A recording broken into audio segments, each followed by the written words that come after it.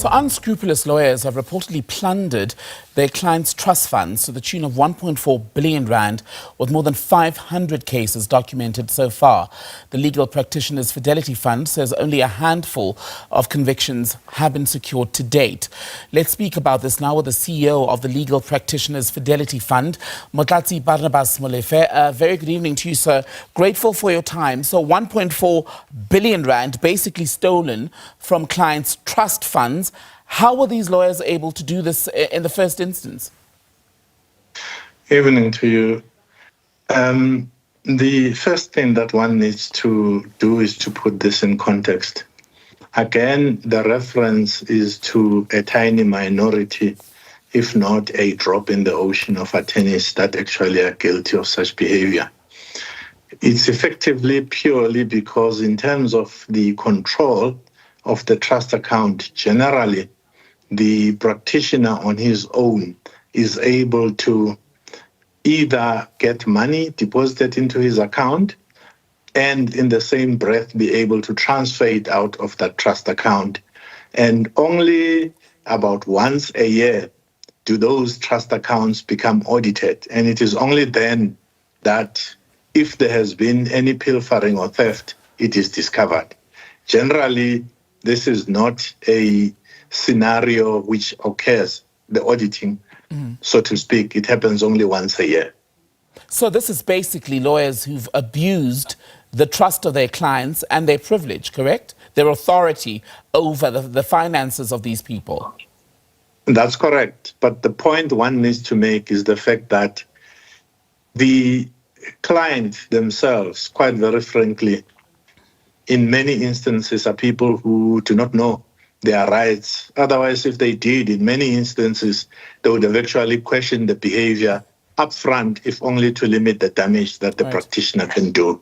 Which brings me to my next point about the sorts or the kind of trusts that were affected by this thieving behavior. Look, it varies generally from type to type, but the main area that has always been a problem within the legal profession is the space of conveyancing, where transfer of property takes place. And the second area of serious concern would be around claims that relate to the road accident fund. But in the last few months to almost 18 to 2 years, there's been a new trend where people who are involved in medical malpractice claims have become the focal point of the highest number of claims that we are seeing.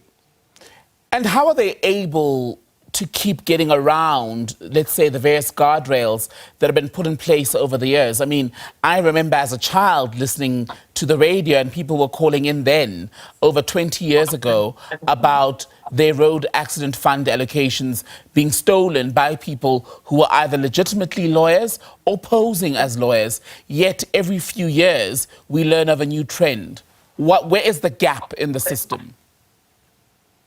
The gap is always about cooperation between the various institutions. If, for instance, the road accident fund pays out money to a particular practitioner, the ultimate risk taker, which is the fund, would generally be unaware of monies that have been paid out. So until we have structures in place that make it possible for us to share information on a real-time basis, to share intelligence on a real-time basis, the scenario of a gap between what people are capable of doing today and us discovering it down the line, some many months or even years down the line, is always going to remain a very wide gap. And there was a memorandum of understanding signed by yourselves and the Special Investigating Unit this month. What difference will that make when you look at the fact that there are about 561 cases waiting to be prosecuted, 59 convictions, only a fraction of those have actually resulted in prison time for the lawyers involved? So will the MOU make a difference? Well, we are truly in a position where we are hoping it will make a difference. Obviously, the taste of the pudding is in the eating.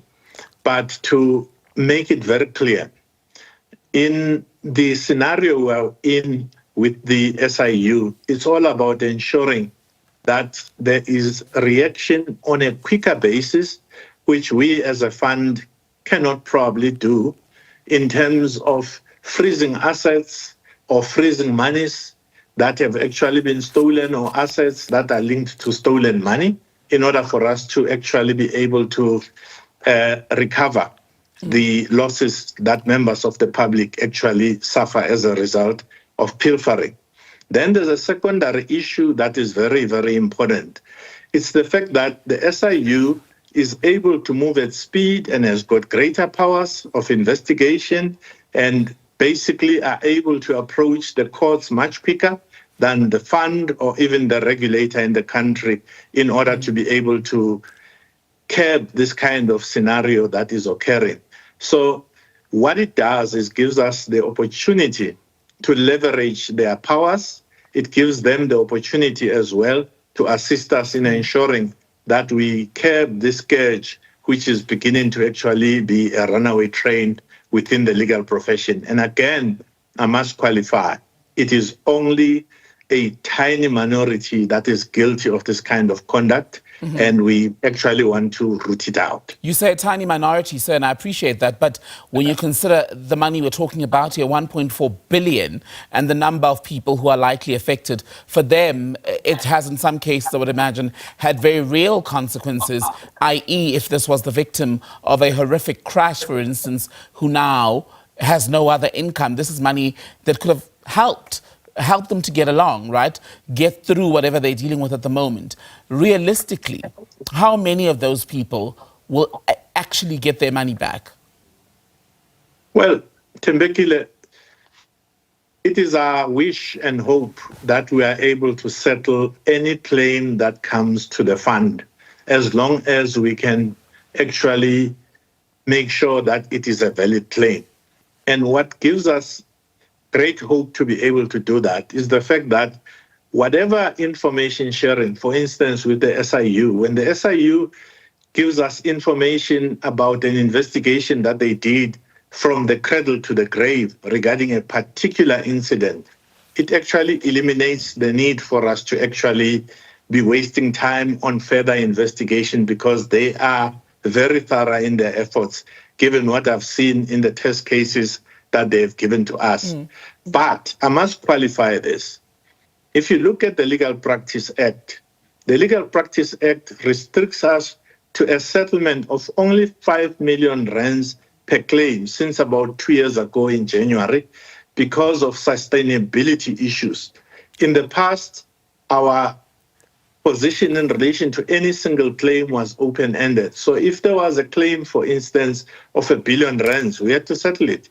And that threatened the sustainability of the fund. So at this point, to the extent possible and to the extent valid, any claim sounding in money or property that is actually around or even more than 5 million rands can only be settled to 5 million rands. So is there a chance that there are people who may be listening to you and I this evening who don't even know that their monies have been stolen in this way? And if so, how do they check? Well, one of the things that I always advise people to do is to be inquisitive about what is going on with their matters. If, for instance, it's an RAF matter as an example, and a client feels that it has taken too long for him to get traction or information out of the practitioner, they are welcome to call the RAF directly. And the RAF has got a hotline where all you have to do is to provide them with your ID number. Then they would know if, in fact, the money has been paid over to a practitioner. If it is any other type of claim and it is taking too long, we encourage clients to speak to the regulator, the Legal Practice Council, or ourselves. All over the country, the Legal Practice Council has got offices in all provinces. So if you are feeling hard done by as a client, you can actually report and the LPC will investigate, or you can alert us and we will alert the LPC and the both of us can then investigate to see what is going on with the matter. CEO of the Legal Practitioners Fidelity Fund. Thank you, sir. Motlatsi Barnabas Molefe speaking to us on The Full View tonight.